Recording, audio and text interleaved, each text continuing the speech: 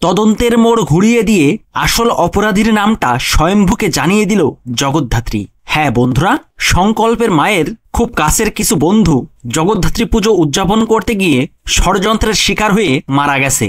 আর এই কেসটার তদন্ত করতে গিয়ে স্বয়ম্ভু বেশ অবাক হয়ে যায়। স্বয়ম্ভু তেমন কোনো ক্লু হাতে পায় না যেটার মাধ্যমে সে আসল অপরাধী পর্যন্ত পৌঁছাতে পারে। তবে স্বয়ম্ভু সেখানে একটা মৃত ব্যক্তির ফিঙ্গারপ্রিন্ট পায়, কিন্তু স্বয়ম্ভু কিছু বুঝতে না পেরে জগদ্ধাত্রীর কাছে ফোন দিয়ে জগদ্ধাত্রীকে সবটা জানায়। তখন জগদ্ধাত্রী বলে, ওটা নিশ্চয়ই কোনো মৃত ব্যক্তির ঘর থেকে পাওয়া গেছে, সেখানে নিশ্চয়ই তুমি আঙুলের ছাপ তুমি পাবে, কিন্তু জীবিত কারোর পাবে না।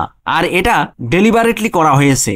আমি তোমাকে বলে দিচ্ছি, এমনকি এর পেছনে কার হাত থাকতে পারে, কে এমন একটা মস্ত বড় পরিকল্পনা করতে পারে, সেটাও জগদ্ধাত্রী স্বয়ম্ভুকে জানিয়ে দেয়। আর সবটা শুনে স্বয়ম্ভু বেশ অবাক হয়ে যায়। তো বন্ধুরা, জগদ্ধাত্রীর দেয়া তথ্য পেয়ে স্বয়ম্ভু কি এবার আসল অপরাধী পর্যন্ত পৌঁছাতে পারবে? কমেন্ট করে জানিয়ে দিন আপনাদের মতামত। ভিডিওটি ভালো লাগলে লাইক, শেয়ার ও সাবস্ক্রাইব করে সাথে থাকুন। ধন্যবাদ।